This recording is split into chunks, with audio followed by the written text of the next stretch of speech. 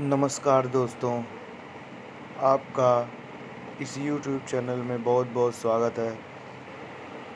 जैसा कि दोस्तों आप लोग जानते हैं, हम रोज़ एक सीरीज़ लेकर के आ रहे हैं। कहने का मतलब ये है मेरा कि हम जीएस सीरीज़ की बात कर रहे हैं। हम दो हमारा 2 जीएस सीरीज़ आ चुका है और आज भी अब इसी तरह से कंटिन्यू रोज़ डेली आपको एक सीरीज़ मिलेगा जीएस का, और उसमें ऐसे-ऐसे क्वेश्चंस मिलेंगे दोस्तों, जो हर किसी न किसी छोटे से बड़े एग्ज़ाम में पूछे हुए क्वेश्चंस मिलेंगे। और इसमें हम मिक्स्ड क्वेश्चन कर रहे हैं, जिसमें फ़िज़िक्स, केमिस्ट्री और बायोलॉजी का मिक्स्ड क्वेश्चन है। दोस्तों, मिक्स्ड क्वेश्चन करने से उसका लाभ भी होता है हमें। फ़ायदा ये होता है दोस्तों कि हमें मिक्स्ड क्वेश्चन करने के तरीके पता चल जाते हैं, और एग्ज़ाम में इसी तरह से मिक्स्ड क्वेश्चन आते भी हैं। ऐसा नहीं होता है कि क्वेश्चन एक बायोलॉजी का अलग सेक्शन रहेगा, फिज़िक्स का अलग रहेगा, केमिस्ट्री का अलग रहेगा। तो दोस्तों, इस तरीके से हमें ज़रूर एग्ज़ाम पैटर्न पर चलना बहुत ज़रूरी होता है। एग्ज़ाम पैटर्न को फॉलो करेंगे तो वही रूटीन हमारा बना रहेगा, और वही हम एग्ज़ाम में उसी तरह से बेस्ट परफॉर्मेंस दे कर के आ सकते हैं। तो चलिए दोस्तों, बात ज़्यादा ना करते हुए अपने सीरीज़ पर आते हैं। और आज के सीरीज़ का पहला क्वेश्चन देखिए दोस्तों, क्या है कि मानव शरीर में सबसे छोटी ग्रंथि है। तो मानव शरीर की जो सबसे छोटी ग्रंथि है, ग्रंथ की बात कर रहा है दोस्तों, बॉडी के पार्ट्स की बात नहीं कर रहा है, ये ग्रंथ की बात कर रहा है, यानी ग्लैंड। ग्रंथ को बोलते हैं दोस्तों ग्लैंड। तो जो सबसे छोटा वाला ग्लैंड है हमारे मानव शरीर में, वो पिट्यूटरी ग्लैंड होता है। ठीक है दोस्तों। और यहीं पे एक इसका अल्टरनेट क्वेश्चन ये भी बनता है कि मानव शरीर में सबसे बड़ी हड्डी कौन सी होती है। तो आपको पता होगा फीमर होता है, जो जांघ की सबसे बड़ी हड्डी होती है। और सबसे छोटी हड्डी कौन होती है। तो सबसे छोटी हड्डी होती है कान में, जिसका नाम है स्टेपस। याद रखिएगा दोस्तों, बहुत इंपॉर्टेंट क्वेश्चन है ये दोस्तों। दोनों तीनों जिन मैंने बताया, 2-3 सारा इंपॉर्टेंट है। चलिए नेक्स्ट क्वेश्चन पे चलते हैं। नेक्स्ट क्वेश्चन जो है, एंजाइम मूलतः क्या है। एंजाइम जो होता है दोस्तों, वो सब प्रोटीन होते हैं। प्रोटीन एंजाइम्स जो होते हैं वो प्रोटीन होते हैं। और एंजाइम करते क्या हैं। तो एंजाइम करते हैं हम जो हम भोजन खाते हैं, जो फूड हम लेते हैं, उसका ये एंजाइम क्या कराते हैं, उसका डाइजेशन कराते हैं। डाइजेशन कराने का मतलब उसे पाचन करवाते हैं। ठीक है दोस्तों, तो ये आप याद रखिएगा दोस्तों। चलिए नेक्स्ट क्वेश्चन पे चलते हैं। पित्त का निर्माण शरीर के किस भाग में होता है। तो पित्त का निर्माण शरीर के यकृत में होता है। यकृत में पित्त का निर्माण, आपको पता होगा पित्त क्या होता है। तो उसका निर्माण जो होता है वो यकृत में होता है, लिवर में होता है। चलिए नेक्स्ट क्वेश्चन पे चलते हैं। कृष्ण छिद्र यानी ब्लैक होल सिद्धांत को प्रतिपादित किया था, किसने किया था। यानी जो ब्लैक होल होता है, आपको पता होगा ब्लैक होल के, आप लोगों ने नेट पे बहुत सर्च मारिएगा ब्लैक होल क्या होता है। अभी आपको कुछ दिन पहले पता भी चला होगा कि ब्लैक होल यानी उसमें हमारी गैलेक्सी जो है क्या हो रही है, विलुप्त हो रही है। गैलेक्सी का साइज बढ़ रहा है, तो कहीं ना कहीं वहाँ से लिया हुआ क्वेश्चन है। तो एस चंद्रशेखर ने किया था उसका। चलिए नेक्स्ट क्वेश्चन पे चलते हैं दोस्तों। नेक्स्ट क्वेश्चन जो है, साइनो को बालामीन क्या है। तो ये विटामिन B12 है। आपको पता होगा कि सबके सारे विटामिन के केमिकल नेम है अलग अलग। जैसे कि आपका विटामिन ए का क्या नाम होता है दोस्तों। विटामिन ए का आपको नाम पता होगा क्या होता है। आपको इसे कमेंट बॉक्स में लिख करके बताना है, कमेंट में, विटामिन ए विटामिन बी दोनों का। ठीक है दोस्तों। नेक्स्ट क्वेश्चन, विटामिन से देखिए दोस्तों, 1 से 2 क्वेश्चन किसी न किसी हर एक एग्ज़ाम में पूछे जाते हैं। तो चलिए नेक्स्ट स्लाइड पे चलते हैं। नेक्स्ट स्लाइड में देखिए, लिखा है टेट्रा डूथाइल लेड पेट्रोल में क्यों मिलाया जाता है। यानी ये एक ऐसा केमिकल है पेट्रोल में, इसे क्यों मिलाया जाता है। तो इसलिए मिलाया जाता है दोस्तों कि एंटी नॉक्सिंग रेटिंग, यानी कि अप अपस्फोटन की दर को बढ़ाने के लिए, यानी कि ये जो है विस्फोट ना हो। कहने का मतलब ये कि जल्दी रिएक्ट ना करे। आग रहे तो आग अगर थोड़ा दूर पे है तो उससे तुरंत रिएक्ट ना करे, इसलिए इसको मिलाया जाता है। चलिए नेक्स्ट क्वेश्चन पे चलते हैं। हीरे की चमक क्यों होती है, यानी हीरा क्यों चमकता है, जबकि वो हमें पता है कि वो कार्बन का क्या है, कंपाउंड है, फिर भी कार्बन का कंपाउंड होकर के भी वो चमकता है। तो उसमें एक प्रोसेस होता है जिसे बोलते हैं पूर्ण आंतरिक परावर्तन। इसी के कारण होता है, पूर्ण आंतरिक परावर्तन के ही कारण जो होता है हीरा कार्बन होते हुए भी चमकता है। चलिए नेक्स्ट क्वेश्चन पे चलते हैं। नेक्स्ट क्वेश्चन है, अपेक्षिक आर्द्रता नापी जाती है। ये बहुत इंपॉर्टेंट क्वेश्चन है दोस्तों, बहुत सारे एग्जाम में पूछा जाता है। रिलेटिव ह्यूमिडिटी को नापने के लिए हाइग्रोमीटर का यूज करते हैं, याद रखिएगा दोस्तों, बहुत इंपॉर्टेंट क्वेश्चन है। फिर आता है रेटिना पर बनने वाला प्रतिबिंब होता है। रेटिना पर जो प्रतिबिंब बनता है वो कैसा होता है, उसका नेचर क्या होता है, किस तरह से होता है। तो वास्तविक होता है, उल्टा होता है, और क्या होता है, वस्तु से छोटा होता है। तो इस तरीके से बनेगा। और वास्तविक प्रतिबिंब आपको पता है, जैसे ये है आपका, ये आपका कोई ऑब्जेक्ट है, ये रियल ऑब्जेक्ट है। तो यहाँ पर आपका आँख है, ये मान लीजिए आपका आँख है, तो इस साइड में रेटिना होता है। तो रेटिना पर क्या होता है कि इस तरीके से इमेज बनता है, छोटा बनता है। अगर रियल इमेज है तो ये छोटा बनेगा, ठीक है दोस्तों। अगर ये रियल इमेज है तो ये छोटा बनेगा, और कैसा बनेगा, वास्तविक बनेगा, और क्या बनेगा, उल्टा बनेगा। तो ये इस तरीके से मैंने आपको बता दिया। नेक्स्ट क्वेश्चन पे चलते हैं। पोलियो का टीका सर्वप्रथम किसने तैयार किया था। तो इसका जोनस जोनस साल्क ने किया था। सबसे पहले पोलियो का जो टीकाकरण किया था तैयार, उसने जोनस साल्क ने किया था। बहुत इंपॉर्टेंट क्वेश्चन है दोस्तों, बायोलॉजी का क्वेश्चन है। अब नेक्स्ट क्वेश्चन देखते हैं, गोबर गैस का मुख्य संघटक क्या है। तो इसे मीथेन होता है, मीथेन, जिसका मैं आपको फार्मूला बता दूं, CH4 से इसे मीथेन को लिखा जाता है। और मीथेन जो गोबर गैस जब बन के तैयार होता है तो सबसे ज़्यादा मीथेन गैस उसमें पाया जाता है, ठीक है। नेक्स्ट क्वेश्चन पे चलते हैं।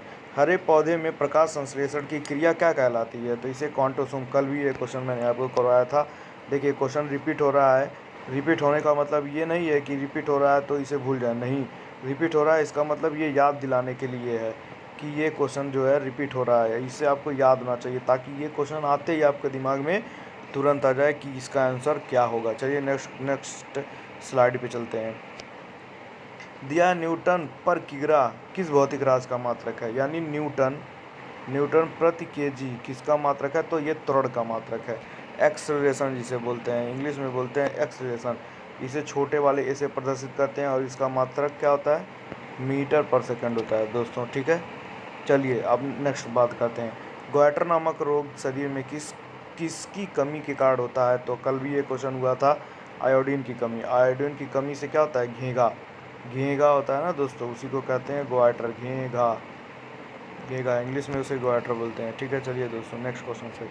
वायरोलॉजी में किसका अध्ययन किया जाता है। वायरोलॉजी में देखिए, वायरोलॉजी से वायरस, वायरो से वायरस, ठीक है दोस्तों। तो वायरोलॉजी में वायरस का अध्ययन किया जाता है। विटामिन सी का रासायनिक नाम, फिर से एक नया क्वेश्चन। देखिए विटामिन के क्वेश्चन बहुत इंपॉर्टेंट है दोस्तों, आपको सारे विटामिन के केमिकल नेम पता होने चाहिए ही चाहिए। देखिए विटामिन सी को एस्कॉर्बिक एसिड कहते हैं, ठीक है दोस्तों। आपको मैंने फिर से होमवर्क दिया है कि विटामिन बी का नाम आपको कमेंट बॉक्स में लिख के बताना है कि इसका केमिकल नेम होता क्या है, ठीक है दोस्तों। नेक्स्ट क्वेश्चन पे चलते हैं। सामान्य व्यक्ति का अनुशीलक रक्तदाब कितना होना चाहिए, यानी कि डायस्टोलिक एक होता है सिस्टोलिक, एक होता है डायासिस्टोलिक। तो सिस्टोलिक जो होता है वो 120 होता है, ठीक है दोस्तों। और डायसिस्टोलिक जो होता है वो 80 होता है, ठीक है, 80 mm पारे का, ठीक है दोस्तों। तो दोनों क्वेश्चन आपको याद रखना है। चलिए नेक्स्ट स्लाइड पे चलते हैं। दिया है कैलोमल क्या होता है। तो ये मर्क्यूरस क्लोराइड होता है, Hg2Cl2, याद रखिएगा, ये केमिस्ट्री का क्वेश्चन है। आगे बढ़ते हैं। सिंदूर का रासायनिक नाम का बहुत इंपॉर्टेंट और मोस्ट इंपॉर्टेंट क्वेश्चन, कई बार एग्जाम में पूछा गया है। इसे कहते हैं मर्क्यूरिक सल्फाइड, HgS। ये दोनों क्वेश्चन काफ़ी इंपॉर्टेंट है, और हो ना सके कि आने वाले जितने भी एग्ज़ाम हैं उनमें किसी न किसी एग्ज़ाम में ये दोनों मिल जाएं। चलिए नेक्स्ट क्वेश्चन पे चलते हैं। झूठा सोना कहलाता है, झूठा सोना यानी फूल्स गोल्ड क्या कहलाता है। तो प्रकृति में पाए जाने वाला आयरन सल्फाइड अथवा आयरन पायराइट आपको पता होगा, जो आयरन सल्फाइड होता है यानी Fe2S इसका रासायनिक फार्मूला होता है। Fe2S जो होता है दोस्तों, ये सोने की तरह ही दिखता है, पर ये असली सोना नहीं होता है, इसलिए इसे क्या कहते हैं, झूठा सोना कहते हैं। नेक्स्ट क्वेश्चन पे चलते हैं। पैंक्रियाटिक जूस में पाया जाने वाला एंजाइम है, पैंक्रियाटिक जूस में पाया जाने वाला ट्रिप्सिन नामक एंजाइम होता है, ट्रिप्सिन। एक होता है दोस्तों, याद रखिएगा, एमाइलेज, ट्रिप्सिन,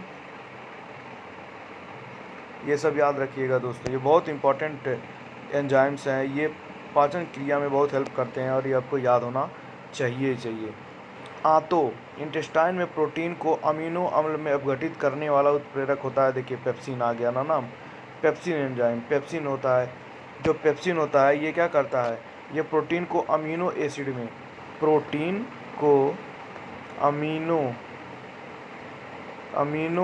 में कन्वर्ट कर देता है। कौन कन्वर्ट करता है दोस्तों, तो ये होता है पेप्सिन एंजाइम। ठीक है दोस्तों, चलिए नेक्स्ट स्लाइड पे चलते हैं। देखिए दोस्तों, हमें इसमें डेप्थ नॉलेज की कोई ज़रूरत नहीं है, हमें बस क्या करना है, वन लाइनर में इसे याद कर लेना है। देखिए अब ये लास्ट स्लाइड है दोस्तों, इसको कर लेते हैं। एस्ट्रो डी क्या है, देखिए एस्ट्रो से आपको पता चला होगा कहीं ना कहीं ब्रह्मांड जैसी कुछ चीज़ों की बात हो रही है, तो यहाँ वही उसका आंसर भी वही होगा, ब्रह्मांड के विकास का अध्ययन करने वाला जापानी एक्सरे उपग्रह, ये उपग्रह है और इसका नाम क्या है, एस्ट्रो डी नाम है। ये भी क्वेश्चन बहुत एग्जाम में पूछा गया है। अब लिखा है ध्रुव तारा आकाश में एक ही स्थान पर दिखाई देता है जबकि अन्य तारे नहीं, इसका कारण है, मतलब आकाश में जो ध्रुव तारा होता है वो एक ही जगह पे क्यों दिखता है और बाकी सब तारे क्यों नहीं एक जगह पे दिखते हैं। तो ध्रुव तारा का पृथ्वी के घूर्णन अक्ष की दिशा में स्थित होना, यानी जो पृथ्वी का जो घूर्णन अक्ष है वो कुछ इस तरीके से है, तो ध्रुव तारा जो है कहीं ना कहीं इसी जगह पर है, इसलिए वो हमेशा, अब ये अर्थ है इस तरह से रोटेट करती है अर्थ। तो होता क्या है कि जब ये अपन इस एक्सिस पे पड़ा रहता है, तो जब अर्थ रोटेट करता है तो अगर हम यहाँ पर हैं तो कुछ समय बाद यहाँ आ जाएंगे, पर ध्रुव तारा क्या है, ये एक ही जगह पे पोजीशन पे बना हुआ है, तो इस तरह से क्या होता है, हमें ध्रुव तारा एक ही स्थान पर हमेशा दिखाई देता है। कोई भी वस्तु अगर होगी पृथ्वी के घूर्णन अक्ष पर ही होगी तो वो कभी भी अपना स्थान नहीं बदलेगी दोस्तों। नेक्स्ट क्वेश्चन, मनुष्य हृदय में सामान्यतः प्रति मिनट कितनी बार स्पंद होता है, यानी मनुष्य का शरीर 1 मिनट में कितनी बार धड़कता है, तो अप्रॉक्सीमेटली दोस्तों, यानी कि लगभग 72 बार धड़कता है। अगर ये 74 भी आ जाए एग्जाम में तो ये भी सही माना जाएगा। ठीक है, चलिए नेक्स्ट क्वेश्चन, स्फिग्नोमैनोमीटर नामक यंत्र से क्या नापते हैं, तो रक्तदाब नापते हैं, ब्लड प्रेशर। स्फिग्नोमैनोमीटर याद रखिएगा, एक होता है स्टेथोस्कोप का मतलब आला, इससे क्या करते हैं, इससे भी हम अपने बॉडी के जो हमारे बॉडी के पार्ट्स होते हैं उसका हम क्या करते हैं, उसका अनुमान लगाते हैं और वहाँ से क्या करते हैं, स्टडी करते हैं। चलिए नेक्स्ट क्वेश्चन, सन 1902 में कार्ल लैंडस्टीनर ने किसकी खोज की थी, बहुत ज़्यादा इंपॉर्टेंट क्वेश्चन है, ये रक्त समूह की खोज की थी कार्ल लैंडस्टीनर, याद रखिएगा, कार्ल लैंडस्टीनर,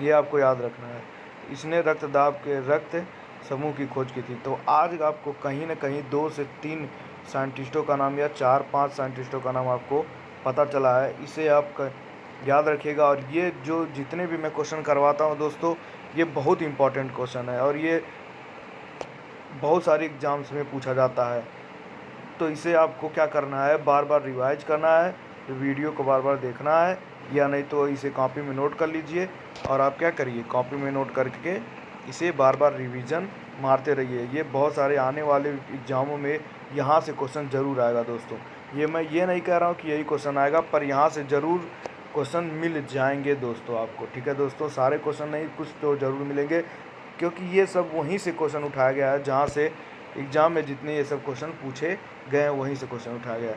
तो आज के लिए दोस्तों बस इतना ही, धन्यवाद। इस सीरीज़ को आप देखते रहिए दोस्तों और अपना नॉलेज बढ़ाते रहिए, एग्ज़ाम को अच्छे से अच्छे तरीके से फेस करके आइए ताकि आपका सिलेक्शन आसान हो जाए। ठीक है दोस्तों, आज के लिए बस इतना ही, धन्यवाद।